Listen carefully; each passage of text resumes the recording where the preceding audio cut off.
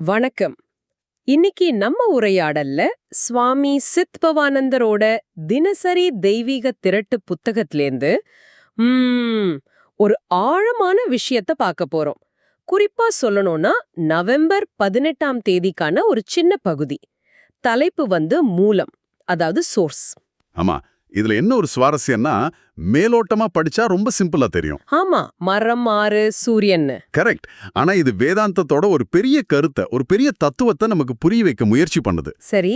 நாம எல்லாருமே ஏதோ ஒரு சோர்ஸ் அல்லது மூலத்தோட இணைஞ்சிருக்கோம். அந்த இணைப்பு எவ்வளவு முக்கியம், உண்மையான மூலம் எதுங்கிறத புரிஞ்சுக்கிறது தான் இந்த உரையாடலோட நோக்கம். சரி, அப்போ ஆரம்பிக்கலாம். முதல் வரியே ரொம்ப சிந்திக்க வைக்குது. இயற்கையில் உள்ள ஒவ்வொரு பொருளுக்கும் ஒரு மூலம் உண்டு. மூலத்துடன் உயிருள்ள தொடர்பு கொள்வது உயிர்களின் புத்துணர்ச்சியை பராமரிக்கிறது. இதுல அந்த புத்துணர்ச்சிங்கிற வார்த்தை அது எனக்கு ரொம்ப பிடிச்சிருக்கு.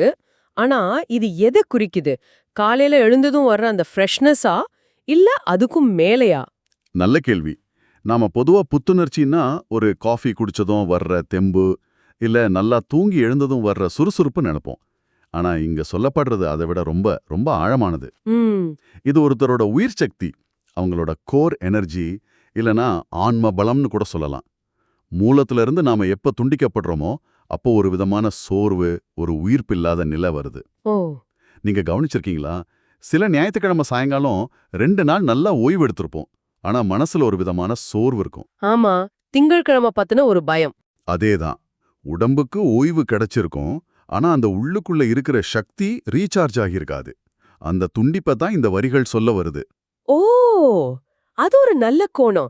இது விளக்க அவர் கொடுக்கிற உதாரணம் ரொம்ப சக்தி வாய்ந்தது. மரத்தின் மூலம், அதன் வேர்.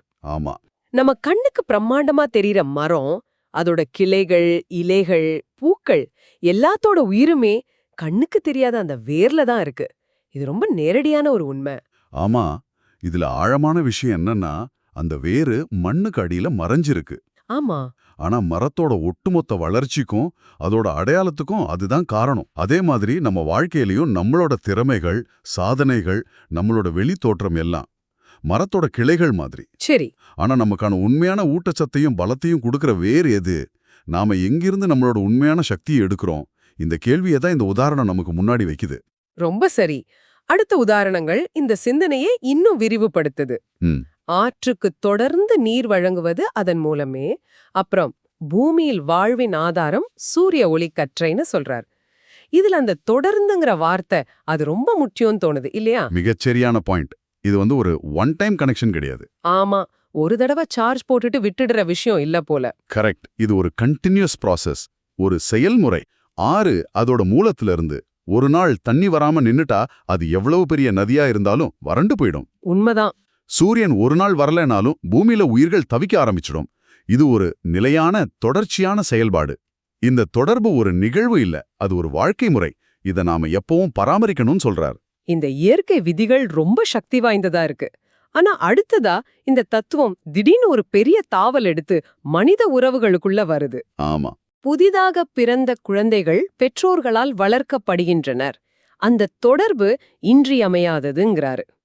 பிரபஞ்ச சக்திகளை பத்தி பேசிட்டு இருந்தவர் திடீர்னு ஒரு குழந்தைக்கும் பெற்றோருக்கும் உள்ள உறவுக்கு வர்றது ஒரு சுவாரஸ்யமான திருப்பம். எதுக்காக இந்த மாற்றத்தை இங்க கொண்டு வராருன்னு நினைக்கிறீங்க? ஏன்னா மூலம்ங்கிறது வெறும் பௌதிக ஆதாரம், அதாவது பிசிக்கல் சோர்ஸ் மட்டும் இல்லைன்னு புரிய வைக்கத்தான். ஓ, சரி. மரம் வேர்ல இருந்து தண்ணியையும் சத்துக்களையும் எடுக்குது, ஆறு மலையிலிருந்து தண்ணி எடுக்குது. ஆனா ஒரு குழந்தை பெற்றோர்கிட்ட இருந்து வெறும் சாப்பாட்டையும் பாதுகாப்பையும் மட்டும் எடுக்கிறது இல்ல. ஆமா, அன்பு, அரவணைப்பு. சரியா சொன்னீங்க. உணர்வு பூர்வமான ஆதரவுன்னு பல விஷயங்கள் எடுக்குது. இங்க மூலம்ங்கிறது ஒரு இமோஷனல் சோர்ஸா மாறுது. அந்த தொடர்பு இல்லைன்னா குழந்தை உயிர் வாழலாம், ஆனா முழுமையா மலர முடியாது.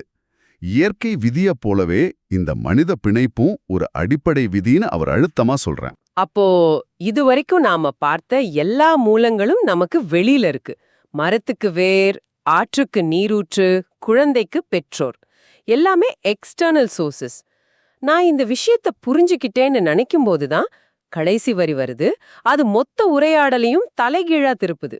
ஆமா, அதுதான் இந்த பகுதியோட உச்சகட்டம். வேதாந்தத்திலிருந்து ஒரு மேற்கோளோட முடிக்கிறார்.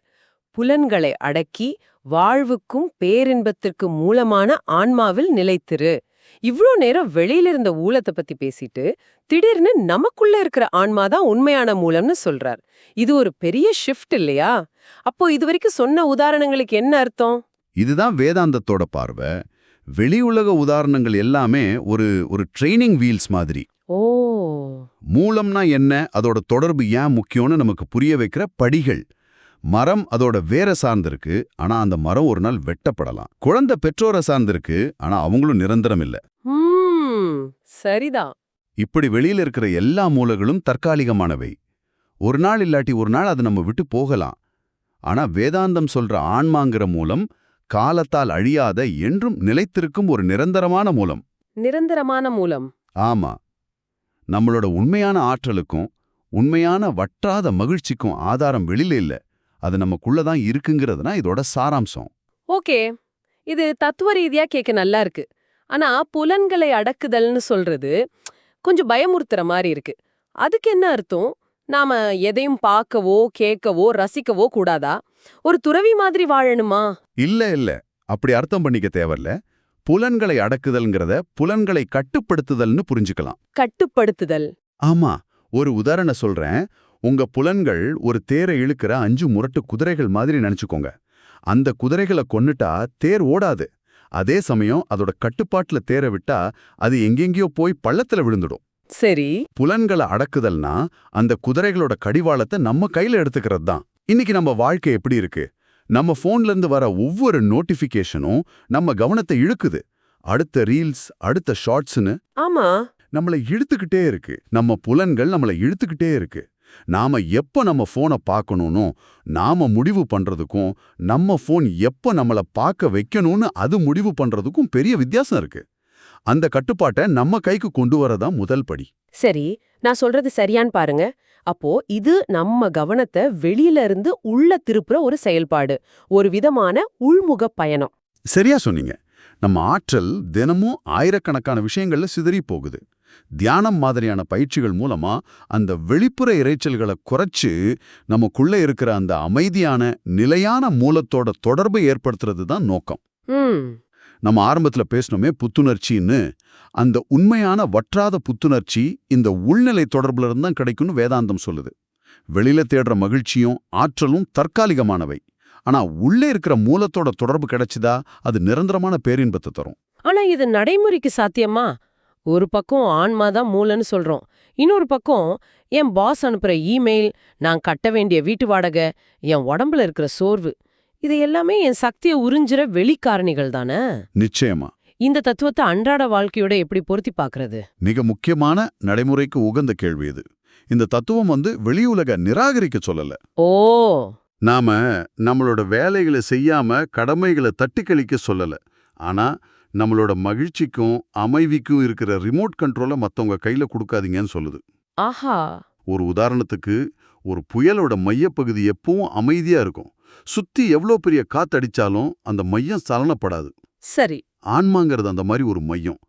நம்மள சுத்தி வேலை அழுத்தம், குடும்ப பிரச்சனைகள்னு புயல் அடிக்கலாம்.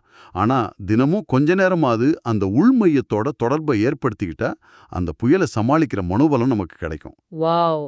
வெளியில இருக்கிற விஷயங்கள் நம்மள பாதிக்கலாம், ஆனா அது நம்மள உடைச்சிடாது. அந்த உள்ளிணைப்பு ஒரு ஆங்கர் மாதிரி நம்மள நிலைநிறுத்தும். அருமை. அப்போ இதை இப்படி தொகுத்து பார்க்கலாமா? நாம வெளி உலகத்துல இருக்கிற மரம் வேர் மாதிரியான உதாரணங்கள்ல இருந்து ஆரம்பிச்சு மனித உறவுகளோட உணர்வுபூர்வமான பிணைப்புக்கு கடைசியா எல்லாத்துக்கும் உண்மையான மூலம் நமக்குள்ள இருக்கிற ஆன்மாதான் ஒரு பெரிய உண்மையை நோக்கி பயணிச்சிருக்கோம். இது ஒரு படிப்படியான பயணம் மாதிரி இருக்கு.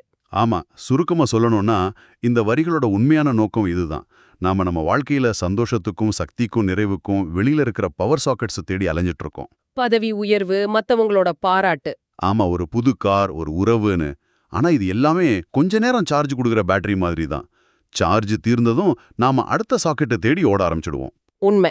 இந்த வரிகள் சொல்ற மிகப்பெரிய இன்சைட் என்னன்னா, உனக்குள்ளேயே ஒரு வற்றாத பவர் ஜெனரேட்டர் இருக்கு. வெளியில சாக்கெட் தேடுறதை நிறுத்திட்டு உன்னோட உள் ஜெனரேட்டரை எப்படி ஆன் பண்றதுன்னு கத்துக்கோங்கிறது தான். இது ஒரு சக்தி வாய்ந்த சிந்தனை.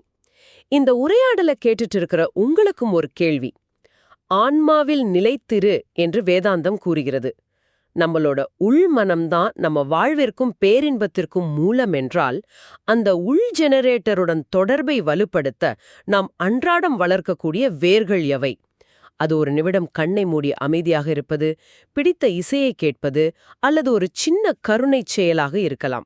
வெளியுலக சாக்கெட்டுகளை சார்ந்திருப்பதை கொஞ்சம் குறைத்து, உங்கள் உள் ஜெனரேட்டரை ஆன் செய்ய இந்த வாரம் நீங்கள் என்ன ஒரு சிறிய முதல் படியை எடுக்கப் போகிறீர்கள்? இதைப் பற்றி நீங்கள் யோசிக்கலாம்.